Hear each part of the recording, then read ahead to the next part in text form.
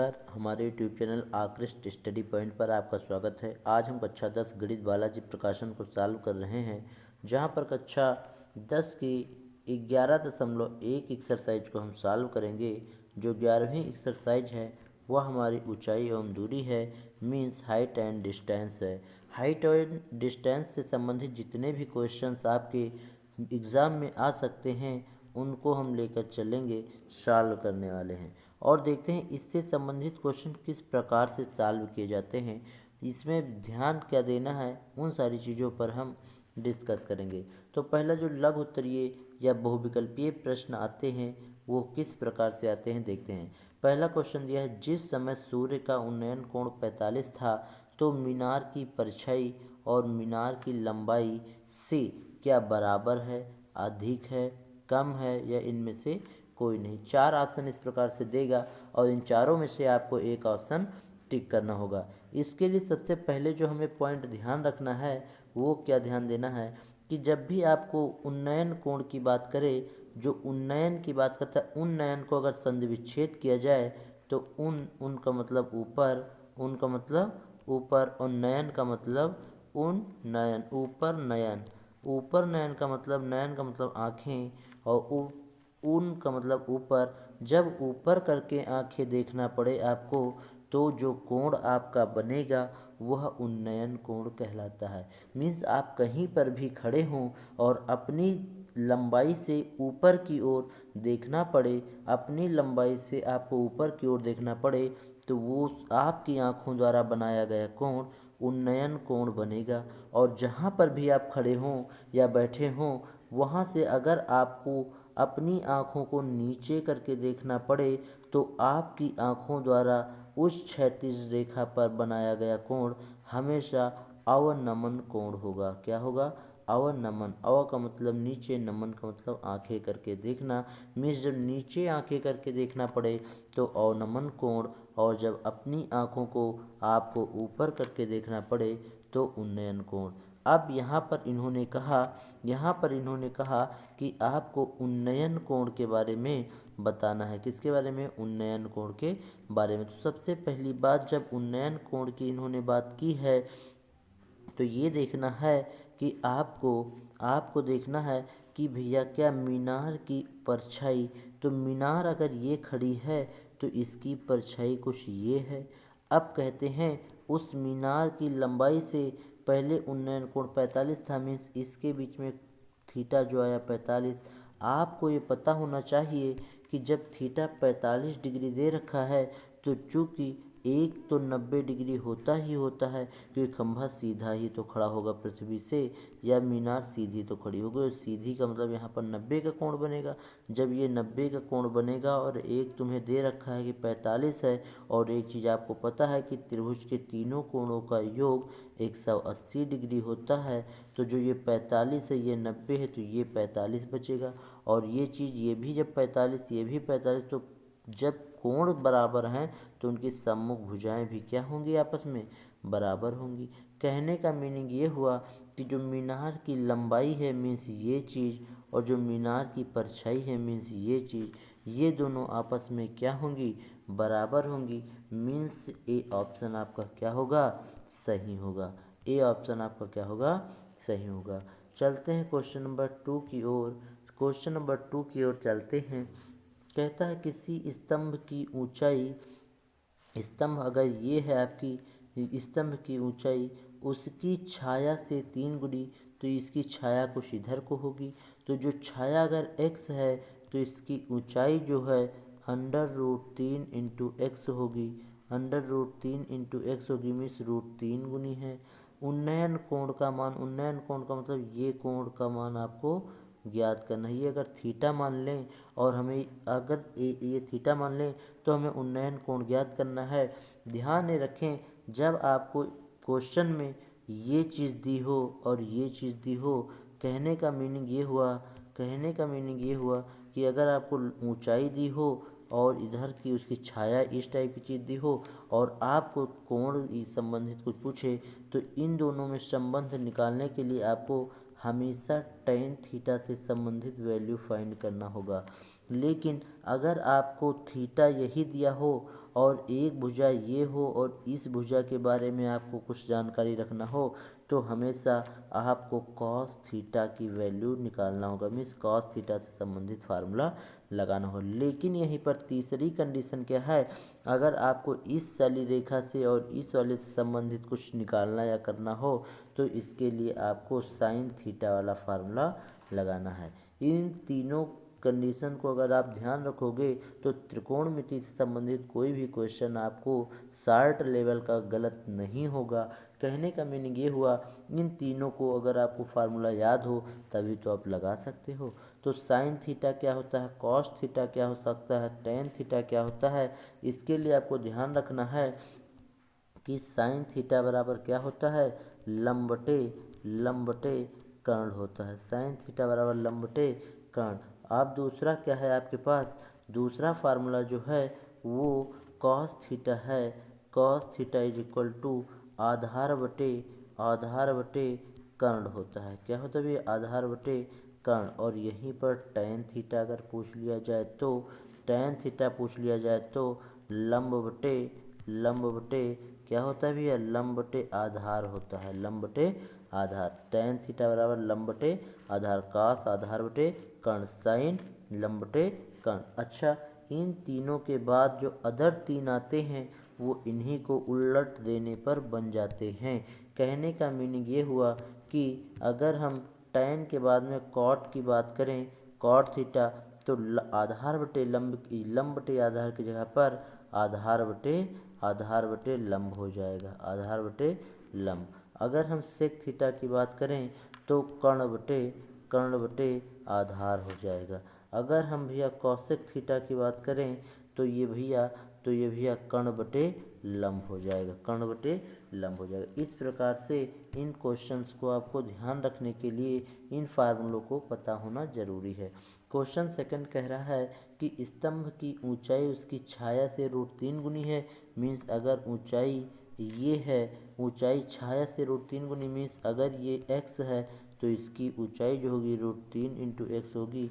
इन दोनों में संबंध आपको करना है तो इसके लिए tan थीटा लगाना है। तो tan थीटा बराबर ए बी अपॉन क्या बी सी। ए बी की वैल्यू √3x है और बी सी की वैल्यू x है। बी सी से बी सी क्या हो जाएगा, कैंसिल। tan थीटा बराबर √3 और tan थीटा में कितने का मान √3 होता है तो tan 60 का मान होता है। tan से tan कैंसिल हुआ, थीटा बराबर 60 और थीटा बराबर 60 किस ऑप्शन में है, बी ऑप्शन में। इस प्रकार से क्वेश्चन नंबर सेकंड भी खत्म। क्वेश्चन नंबर तीसरा हमारा कह रहा है कि एक मीनार के आधार से 20 मीटर की दूरी पर भूमि पर स्थित एक बिंदु से मीनार की चोटी का उन्नयन कोण 30 है, तब मीनार की ऊंचाई ज्ञात करो। ये आपकी मीनार है जिसकी ऊंचाई h है, ये इसकी छाया है जो 20 मीटर की दूरी पर है। अब ये चीज़ पता, कोण तुमको 30 डिग्री दे रखा है। इन दोनों में जब भी संबंध पूछे, मीन्स आधार और लंब में जब संबंध हो तो आपको कौन सा फार्मूला लगाना है, tan का।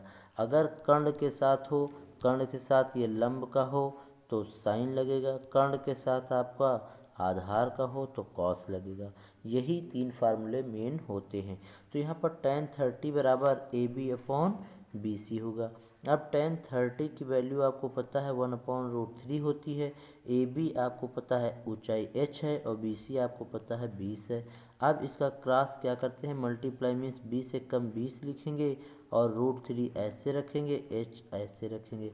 तो h मीन्स हाइट जो आई 20√3 आई, इसका हम क्या कर देंगे, परमेयीकरण करेंगे। परमेयीकरण का मतलब जो संख्या नीचे रूट में हो उसी संख्या से ऊपर नीचे गुणा कर दिया जाता है। तो ये √3 इंटू √3 3 बन जाएगा और 20√3 ऊपर रहेगा। मीन्स 20√3/3 मीटर आपकी हाइट आ जाएगी, जो कि आपको ऑप्शन किस में दे रखी है, ना तो सी में है, ना बी में है और ना ए में है। तो किस में हो सकता है, डी में। मीन्स इनमें से कोई नहीं। चलते हैं क्वेश्चन नंबर 4 की ओर। क्वेश्चन नंबर 4 कह रहा है कि यदि सूर्य का उन्नयन कोण 45 है तो h मीटर की स्तंभ की परछाई, ये है स्तंभ, इसकी परछाई ये है और इसके बीच कोण 45 है। इन दोनों में संबंध tan थीटा लगाएंगे। tan 45 की वैल्यू 1 होती है। A B upon B C में ए बी एच है, बी सी आपको नहीं पता, तो बी सी बराबर क्या हो जाएगा एच, क्योंकि क्रॉस इसके नीचे एक मान के क्रॉस मल्टीप्लाई करेंगे तो ये जो बी सी आएगी ये ऊंचाई के बराबर होगी। जो क्वेश्चन नंबर 4 है यही क्वेश्चन नंबर 1 था। मीन्स क्वेश्चन नंबर 4 और 1 दोनों सेम है, सिर्फ लैंग्वेज चेंज है। क्या चेंज है भैया? लैंग्वेज चेंज है। क्वेश्चन नंबर 5 देखते हैं। क्वेश्चन नंबर 5 हमारा कह रहा है कि एक पेड़ सतह पर ऊर्ध्वाधर खड़ा है। एक पेड़ सतह पर ऊर्ध्वाधर खड़ा है। पेड़ से, ये भैया आपका क्या है भैया? पेड़ है। ये जो आपका खड़ा है पेड़ से 10√3 मीटर की दूरी की सतह पर बिंदु से पेड़ की ऊपरी चोटी का उन्नयन कोण 60 है। तो ये भैया कितनी दूरी दे रखी है? 10√3। और ये भैया कोण जो आपको दे रखा है कितना है? 60 डिग्री। जब भी इसमें और इसमें मीन्स लंब और आधार में आपसे क्वेश्चन पूछे तो आपको tan लगाना है। थीटा 60 दे रखा है तो tan 60 h अपॉन tan√3, क्योंकि tan थीटा लंब बटे आधार होता है तो लंब की वैल्यू h है और आधार की वैल्यू tan√3 है। इसका वैल्यू होता है √3, ये √3/1 रखे क्रॉस मल्टीप्लाई किए तो h बराबर आपका जो आया वो कितना आ गया भैया?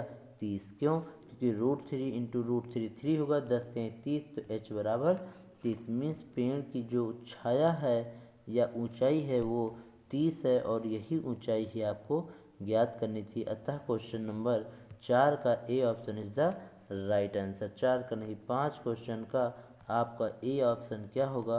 राइट होगा। अब चलते हैं क्वेश्चन नंबर 6 की ओर। क्वेश्चन नंबर 6 कह रहा है कि किसी समीकरण क्या है?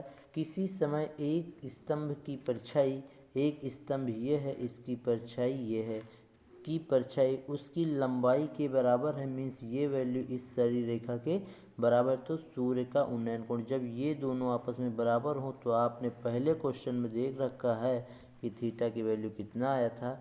45। मीन्स ये दोनों बराबर हैं, इसका मतलब इसमें संबंध निकालने के लिए tan बताया था लगेगा। तो tan लगाने के लिए tan थीटा बराबर A B upon B C, और ए बी बी सी के हैं बराबर हैं तो इससे एक काट दोगे तो एक आएगा। tan थीटा बराबर 1 और tan थीटा बराबर 45 की वैल्यू 1 होती है। थीटा से थीटा कैंसिल होगा तो theta is equal to 45 degree, जिसे हम π/4 भी लिख सकते हैं। इस प्रकार से इसमें π/4 means A option is the right answer. अब चलते हैं लघु उत्तरीय प्रश्न में क्वेश्चन नंबर 7 की ओर, और यही लास्ट क्वेश्चन मानेंगे। अगले क्वेश्चन अगली वीडियो लेक्चर में लाएंगे, नहीं तो फिर वीडियो बहुत लंबी हो जाएगी। क्वेश्चन नंबर 7 कह रहा है एक बिजली का खंभा 10 मीटर ऊंचा है। मीन्स ये बिजली का खंभा है, इसकी ऊंचाई कितनी है? 10 मीटर है। खंभे को सीधा लंबवत रखने के लिए एक तार का एक सिरा खंभे की चोटी से बंधा है। यह सीधा बना रहे इसके लिए एक तार इस तरह से यहाँ से बांध दिया गया। क्या कर दिया गया? बांध दिया गया। दूसरा सिरा भूमि पर स्थित है, यह है भूमि, यहाँ पर इसका दूसरा सिरा और पहला सिरा एक चोटी है। यदि तार खंभे के आधार बिंदु से होकर जाने वाले क्षैतिज के साथ 45 डिग्री का कोण बनाए, मीन्स ये पृथ्वी से इसके बीच की दूरी कितनी है? 45 डिग्री है। अगर ये 45 डिग्री का कोण बनाए तो तार की लंबाई, मीन्स ये तार बांधा गया है, इसी की वैल्यू आपको क्या करनी है भैया? फाइंड करनी है। किसकी वैल्यू? इसकी वैल्यू आपको फाइंड करनी है, क्योंकि यही तार है, क्योंकि ये क्या है? खंभा है, ये पृथ्वी है और ये क्या है भैया? तार है। इसकी वैल्यू। अब आपको ध्यान इस बात को देना है, ध्यान इस चीज़ को देना है कि आपको संबंध इस वाली रेखा और इस वाली रेखा में लाना है।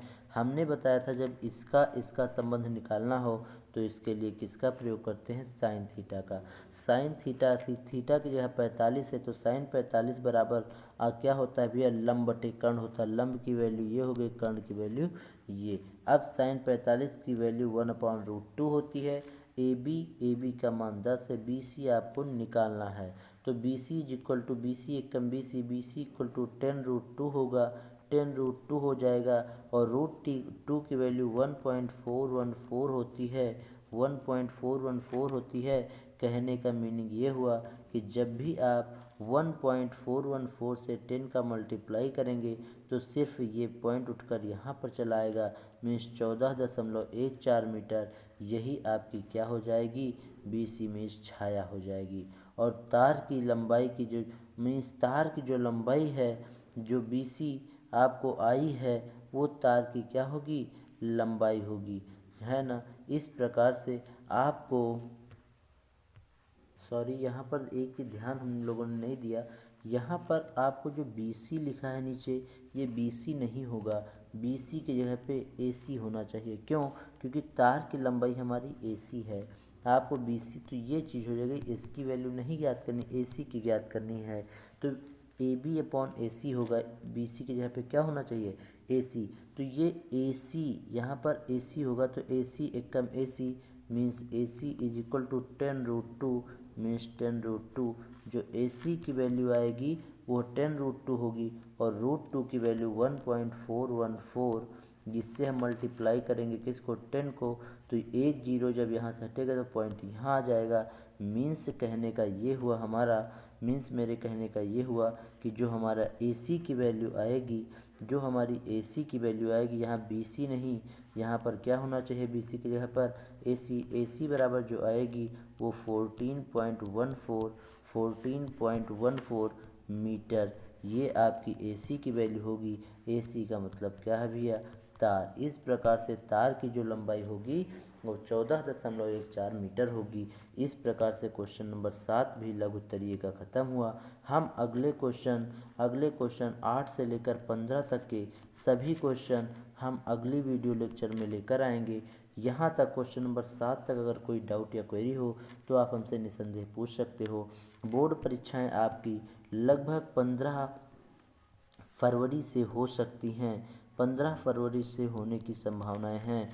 उससे पहले आपको जिस भी टॉपिक से मैथमेटिक्स में दिक्कत हो, आप हमें कमेंट बॉक्स में लिख कर पूछ लीजिए। हम उससे संबंधित एक एक क्वेश्चंस का नोट्स आपको ज़रूर प्रोवाइड करेंगे। अगर आप कोई भी क्वेश्चन आप कमेंट बॉक्स में पूछते हैं तो उसका हैंड रिटन नोट्स हम वेल अप टू डेट तरीके से वीडियो के माध्यम से आप तक पहुंचाएंगे, और अगर आवश्यकता पड़ी तो हम आपको नोट्स भी व्हाट्सएप के माध्यम से या फिर टेलीग्राम के माध्यम से आप लोगों तक पहुंचा देंगे।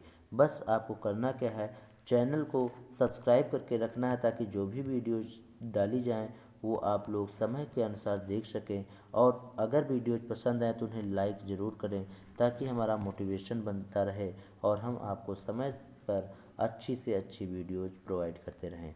यहीं पर इस वीडियो को विराम देते हैं। अगली वीडियो अगले लेक्चर में आएगी। Thanks for watching this video.